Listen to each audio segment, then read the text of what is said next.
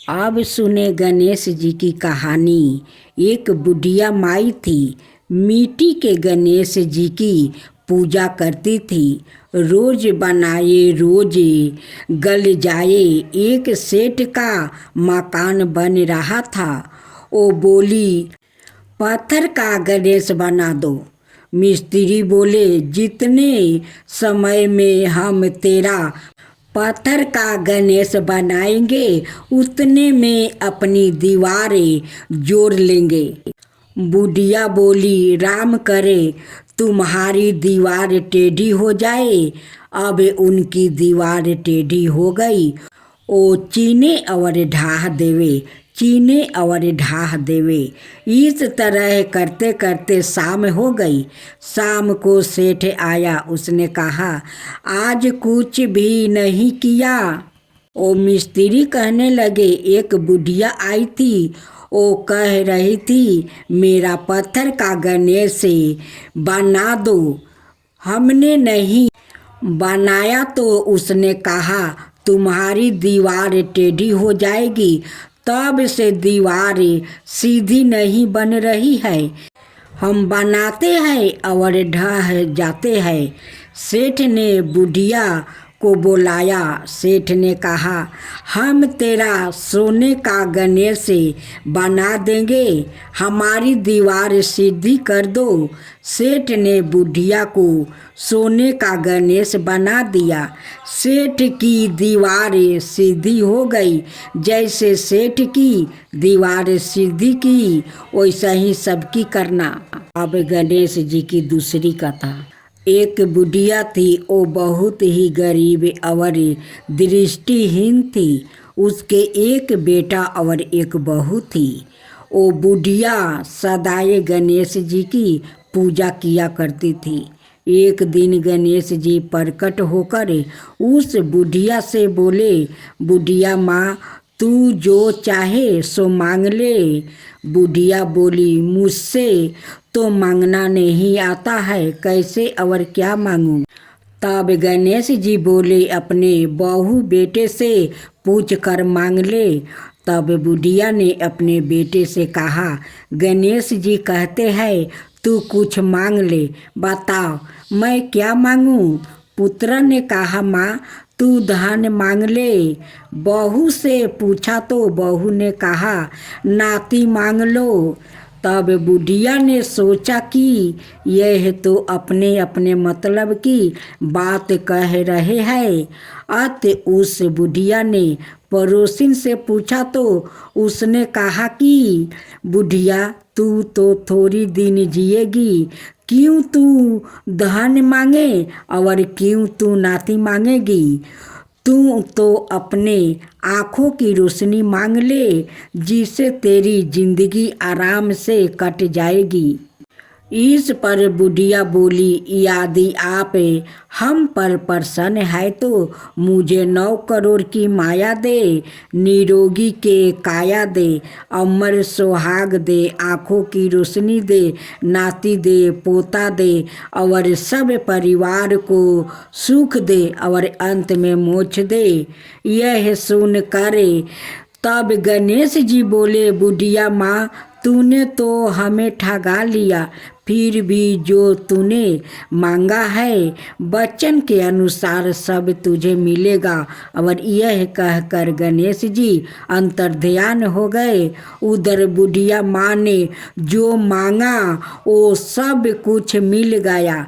हे गणेश जी महाराज, जैसे तुमने उस बुढ़िया माँ को सब कुछ दिया वैसा ही सबको देना। अब सुने गणेश जी की खीर वाली कहानी। एक बुढ़िया थी। शाम के वक्त अपनी झोपड़ी के बाहर बैठी हुई थी। तभी गणेश जी वहाँ से पुकारते हुए निकले कि कोई मेरी खीर बना दो, कोई मेरी खीर बना दो। बुढ़िया बहुत कोमल हृदय वाली स्त्री थी। उसने कहा, बेटा मैं तेरी खीर बना देती हूँ। गणेश जी ने कहा, माई तेरे घर में से दूध और चावल लेने के लिए बर्तन ले आओ। बुढ़िया एक कटोरी लेकर जब झोपड़ी के बाहर आई तो गणेश जी ने कहा, तेरे घर का सबसे बड़ा बर्तन लेकर आओ। बुढ़िया को थोड़ी झंझलाहट हुई, पर उसने कहा, चलो बच्चे का मन रख लेती हूँ। और अंदर जाकर वो अपने घर सबसे बड़ा पतीला लेकर बाहर आई। गणेश जी ने चमचा में से दूध पतीले में ढालना शुरू किया। तब बुढ़िया के आश्चर्य की सीमा नहीं रही जब उसने देखा दूध से पूरा पतीला भर गया है। एक के बाद एक बर्तन झोपड़ी से बाहर लाती गई और उसमें गणेश जी दूध भरते चले गए। इस तरह से घर के सारे बर्तन दूध से लबलाबा भर गया। गणेश भगवान ने बुढ़िया से कहा, मैं स्नान करके आता हूँ, तब तक तू खीर बना लो, मैं वापस आकर खाऊंगा। बुढ़िया ने पूछा, मैं इतनी सारी खीर का क्या करूँगी? इस पर गणपति जी बोले, सारे गांव को दावत दे दो। बुढ़िया ने बड़े प्यार से मन लगाकर खीर बनाई। खीर की भीनी भीनी मीठी मीठी खुशबू चारों दिशाओं में फैल गई। खीर बनाने के बाद वो हर घर में जाकर खीर खाने का न्योता देने लगी। लोग उस पर हंस रहे थे। बुढ़िया के घर में खाने को दाना नहीं है और यह सारे गांव को खीर खाने की दावत दे रही है। लोगों को कुतूहल हुआ और खीर की खुशबू से लोग घींचे चले आए। लो, सारा गांव बुढ़िया के घर में इकट्ठा हो गया। जब बुढ़िया की बहू को दावत की बात मालूम हुई तब वो सबसे पहले वहाँ पहुँच गई। उसने खीर से भरे पतीले को जब देखा तो उसके मुंह में पानी आ गया। उसे बड़ी जोर से भूख लगी हुई थी। उसने एक कटोरी में खीर निकाल ली और दरवाजे के पीछे बैठकर खाने की तैयारी करने लगी। इसी बीच एक छींटा गिर गया और गणपति जी को भोग लग गया और वो प्रसन्न हो गए। अब पूरे गांव को खाने की दावत देकर बुढ़िया वापस अपने घर आई तो उसने देखा बालक वापस आ गया था। बुढ़िया ने कहा, बेटा खीर तैयार है, भोग लगा लो। गणपति जी बोले, माँ भोग तो लग चुका है, मेरा पेट पूरी तरह से भर गया है, मैं तृप्त हूँ, अब तू खा ले, अपने परिवार और गांव वालों को खिला दे। बुढ़िया ने कहा, यह तो बहुत ज़्यादा है, सबका पेट भर जाएगा, इसके बाद भी यह बच जाएगी। उस बीच खीर का मैं क्या करूँगी? इस पर गणेश जी बोले, उस बीच खीर को रात में अपने घर के चारों कोने में रख देना। और बुढ़िया ने ऐसा ही किया। जब सारा गांव जी भर कर खा चुका तब भी ढेर सारी खीर बच गई। उसने उसके पात्रों को अपने घर के चारों तरफ रख दिया। सुबह उठकर उसने क्या देखा, पतीले में खीर के स्थान पर हीरे जवाहरात और मोती भर गया है। वो बहुत खुश हुई, उसकी सारी दलिद्रता दूर हो गई और वो आराम से रहने लगी। उसने गणपति जी का एक भाव मंदिर बनवाया और साथ में एक बड़ा सा तालाब भी खुदवाया। इस तरह उसका नाम दूर दूर तक प्रसिद्ध हो गया। उस जगह वार्षिक मेला लगने लगे। लोग गणेश जी की कृपा प्राप्ति करने के लिए था। एक गांव में एक गरीब ब्राह्मण रहता था। वो हर दिन विधि विधान से भगवान विष्णु का आराधना करता था। एक दिन उसकी भक्ति से प्रसन्न होकर भगवान विष्णु ने उसे दर्शन दिया और ब्राह्मण से एक वरदान मांगने के लिए कहा। तब ब्राह्मण ने उसके घर माँ लक्ष्मी का निवास होने की इच्छा जाहिर की। तब भगवान विष्णु ने ब्राह्मण को लक्ष्मी प्राप्ति का मार्ग बताया। भगवान विष्णु ने कहा कि मंदिर के सामने एक स्त्री आती है और वो यहाँ आकर उपले थापती है। तुम उसे अपने घर आने का आमंत्रित देना और वो माँ लक्ष्मी है। भगवान विष्णु ने ब्राह्मण से कहा, जब माँ लक्ष्मी सवाए तुम्हारे घर पधारेगी तो घर धन धन से भर जाएगा। यह कहकर भगवान विष्णु अंतर्ध्यान हो गया। अगले दिन ब्राह्मण सुबह सुबह मंदिर के पास बैठ गया। लक्ष्मी माँ उपले थापने के लिए आई तो ब्राह्मण ने उनसे घर आने का निवेदन किया। ब्राह्मण की बात सुनकर माता लक्ष्मी समझ गई कि यह विष्णु जी के कहने पर ही हुआ है। लक्ष्मी जी ने ब्राह्मण से कहा कि मैं तुम्हारे साथ चलूंगी, लेकिन तुम्हें पहले महालक्ष्मी व्रत करना होगा। 16 दिन तक व्रत करने और 16वां दिन चंद्रमा को अर्घ देने से तुम्हारी मनोकामना पूरी हो जाएगी। ब्राह्मण ने माँ लक्ष्मी के कहे अनुसार वो किया और माँ लक्ष्मी को उत्तर दिशा की और मुख करके पुकारा। इसके बाद माँ लक्ष्मी ने अपना वचन पूरा किया। माना जाता है कि तभी से महालक्ष्मी व्रत की परंपरा शुरू हुई थी। राधे राधे भक्तजनों, आज आप सुनेंगे तुलसी की कहानी। महात्म्य श्री पद्म पुराण में तुलसी को पूर्व जन्म में जलंधर नाम का दैत्य की पत्नी बिंदा बताया गया है। जलंधर को लोकहित में मारने के लिए भगवान विष्णु को शालिग्राम में बनना पड़ा, इसलिए इसको समझते ब्रह्मांड भूत नारायण विष्णु का प्रतीक माना गया है। भगवान शिव ने स्कंद पुराण के कार्तिक महात्म्य शालिग्राम का महत्व वर्णित किया है। भगवान विष्णु के वरदान से बिंदा को तुलसी का पौधा बनना पड़ा, जिसे सबरते पूजा जाता है। ऐसा कहा जाता है कि बिंदा की भक्ति और विष्णु के प्रति उसका समर्पण ही तुलसी की पत्तियों में सुगंध बन कर आया है।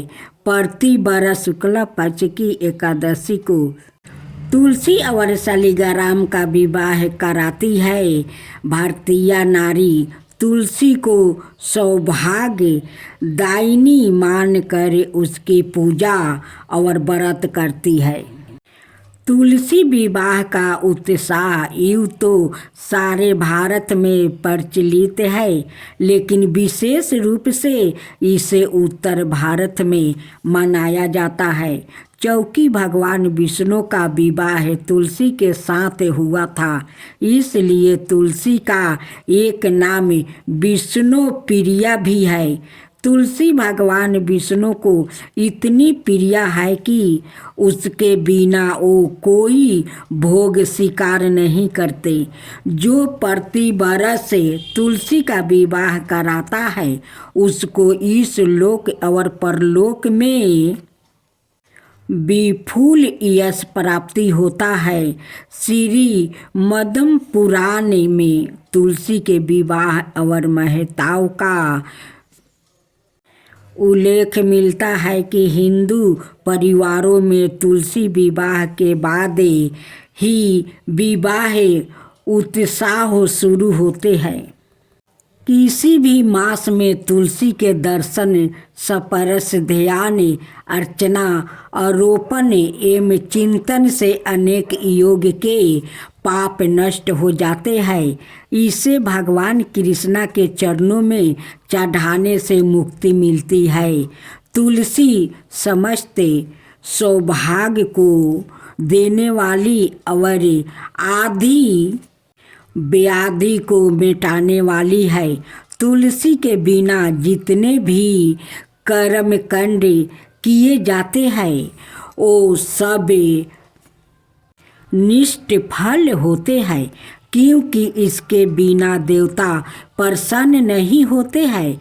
हर शाम तुलसी के पौधे की पूजा, आरती और उसके नीचे दीपक जलाने से सती बिंदा की कृपा मिलती है और भगवान विष्णु सवाए उसकी रक्षा करते हैं। सोमवती अमावस्या को तुलसी की 108 बार परिक्रमा करने से दरिद्रता मिटती है। मरते हुए व्यक्ति के मुख में तुलसी दल एवं गंगा जल डालने से वो त्रिदोष नाशक मोहसिद्धि बन जाती है और आत्मा पवित्र होकर मुक्ति मिलती है। पूजन विधि विधान यह पर्व सब मास के शुक्ल पक्ष की एकादशी को मनाया जाता है। कुछ लोग तुलसी विवाह के लिए शुक्ल नवमी की तिथि को उपयोगित मानते हैं, तो कुछ एकादशी से पूर्णिमा तक तुलसी पूजन करके 5वें दिन उसकी विवाह रस्म निभाते हैं। कहीं कहीं नवमी, दशमी और एकादशी को व्रत और पूजन करे। अगले दिन तुलसी का पौधा किसी ब्राह्मण को दान देने की प्रथा भी है। इस दिन उपवास रहने का विधान है, जिससे अन्न का सेवन ना करे, केवल फलाहार लिया जाता है। आम तौर पर स्नान करने वाली स्त्रियां तुलसी और शालिग्राम का विवाह कराती है, नए कपड़े, जनेऊ आदि का दान करती है। भगवान विष्णु की प्रतिमा में प्राण प्रतिष्ठा करके उसे वस्तु और आभूषण से सजा कर सम्माने गजे बजे से समारोह के साथ तुलसी चौरा पर ले जाया जाता है। फिर उस जगह विधि पूर्वक पूजन के बाद दोनों का विवाह रचाया जाता है। इस अवसर पर स्त्रियां विवाह के गीत गाती है। 100% व्रत की समाप्ति की जाती है। कुछ स्त्रियां तुलसी की 108 बार परिक्रमा करके उसे भोग पकवान चढ़ा कर भोजन करती है। भोलेनाथ की जय हो, भोलेनाथ की जय हो, माता पार्वती की जय हो, माता पार्वती की जय हो। एक साहूकार था जो भगवान शिव का अनाय भक्त था। उसके पास धन आए, किसी भी चीज की कमी नहीं थी, लेकिन उसकी कोई संतान नहीं थी और वो इसी कामना को लेकर रोज शिव जी के मंदिर जाकर दीपक जलाता था। उसके इस भक्ति भाव को देखकर एक दिन माता पार्वती ने शिव जी से कहा कि प्रभु, यह साहूकार आपका अनय भक्त है, इसको किसी बात का कष्ट है तो आपको उसे अवश्य दूर करना चाहिए। शिव जी बोले कि हे पार्वती, इस साहूकार के पास पुत्र नहीं है, यह इसी से दुखी रहता है। माता पार्वती कहती है कि हे ईश्वर, कृपा करके इसे पुत्रा का वरदान दे दीजिए। तब भोलेनाथ ने कहा कि हे पार्वती, साहूकार के भाग्य में पुत्रा का योग नहीं है। ऐसे में अगर इसे पुत्र प्राप्ति का वरदान मिल भी गया तो वो केवल 12 बरस की आयु तक ही जीवित रहेगा। यह सुनने के बाद भी माता पार्वती ने कहा कि हे प्रभु, आपको इस साहूकार को पुत्र का वरदान देना ही होगा। अनाथ भक्त क्यों आपकी सेवा पूजा करेंगे। माता के बार बार कहने से भोलेनाथ ने साहूकार को पुत्रा का वरदान दे दिया, लेकिन यह भी कहा कि वो केवल 12 बरस तक ही जीवित रहेगा। साहूकार यह सारी बातें सुन रहा था, इसलिए उसे ना तो खुशी हुई और ना ही दुख। वो पहले की तरह भोलेनाथ की पूजा अर्चना करता रहा।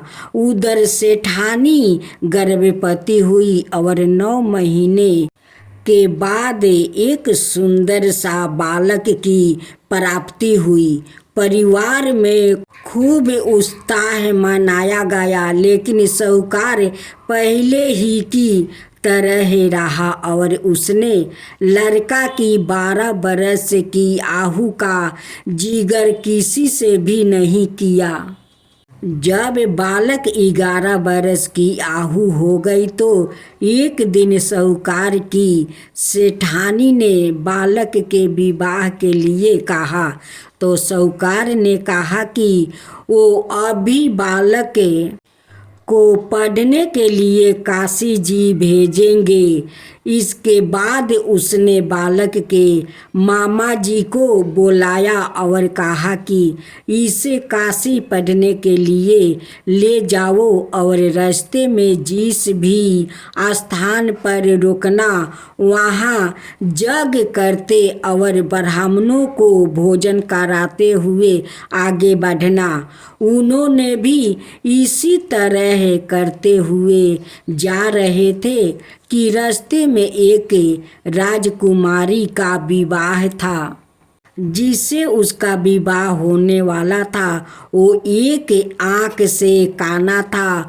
तो उसके पिता ने जब अति सुंदर साहूकार के बेटे को देखा तो उनके मन में आया कि क्यों ना इसे ही घोड़ी पर बैठाकर शादी के सारे कार्य संपन्न करवा लिया जाए। तो उन्होंने मामा से बात की और कहा कि इसके बदले में वो अथाह धन देंगे। तो वो भी राजी हो गया।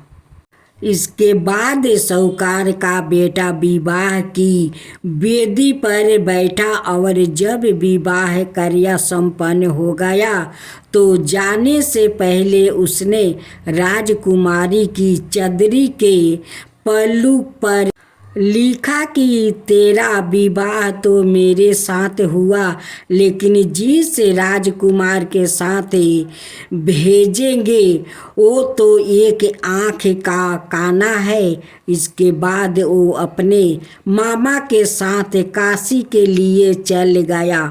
उधर जब राजकुमारी ने अपनी चुनरी पर यह लिखा हुआ पाया तो उसने राजकुमार के साथ जाने से मना कर दिया। तो राजा ने भी अपनी पुत्री को बारात के साथ विदा नहीं किया। बारात वापस लौट गई। उधर मामा और भांजे काशी पहुंच गए थे। एक दिन जब मामा ने जग रचा रखा था और भांजा बहुत देर तक बाहर नहीं आए तो मामा ने अंदर जाकर देखा तो भांजे का प्राण निकल चुके थे। वो बहुत परेशान हुए, लेकिन सोचा कि अभी रोना पीटना मचाया तो ब्राह्मण चल जाएंगे और जग का कार्य अधूरा रह जाएगा। जब जग संपन्न हुआ तो मामा ने रोना पीटना शुरू किया। उसी समय शिव पार्वती उधर से जा रहे थे तो माता पार्वती ने शिव जी से पूछा, हे प्रभु, ये कौन रो रहा है? तभी उन्हें पता चलता है कि यह तो भोलेनाथ के आशीर्वाद से जन्म हुआ साहूकार का पुत्रा है। तब माता पार्वती कहती है कि हे स्वामी, इसे जीवित कर दीजिए। अनाथ रोते रोते इसके माता पिता के प्राण निकल जाएंगे। तब भोलेनाथ ने कहा कि हे पार्वती, इसकी आहु इतना ही थी, सो वो भोग चुका है। लेकिन माँ के बार बार आग्रह करने पर भोलेनाथ ने जीवित कर दिया। लड़का ओम नमः शिवाय करते हुए उठा और मामा भांजे दोनों के ईश्वर को धन्यवाद दिया और अपनी नगरी की ओर लौटा। रास्ते में वही नगर पारा और राजकुमारी ने उन्हें पहचान लिया। तब राजा ने राजकुमारी को साहूकार के बेटे के साथ बहुत सारे धन धनाये के साथ विदा किया। उधर साहूकार और उसकी पत्नी छत पर बैठे थे। उन्होंने यह प्रण कर रखा था कि यदि उनका पुत्र सकुशल ना लौटा तो वो छत से कूदकर अपना प्राण त्याग देंगे। तभी लड़के के मामा ने आकर साहूकार के बेटे और बहू के आने का समाचार सुनाया, लेकिन वो नहीं माने तो मामा ने शपथ पूर्वक कहा। तब तो दोनों को विश्वास हो गया और दोनों ने अपने बेटे बहू का स्वागत किया। उसी रात साहूकार को सपने में शिव जी ने दर्शन दिया और कहा कि तुम्हारे पूजन से मैं प्रसन्न हुआ। इसी प्रकार जो भी व्याकृत इस कथा को पढ़ेगा या सुनेगा उसके समस्त दुखों दूर हो जाएगा और मन बचित सभी कामनाओं की पूर्ति होगी।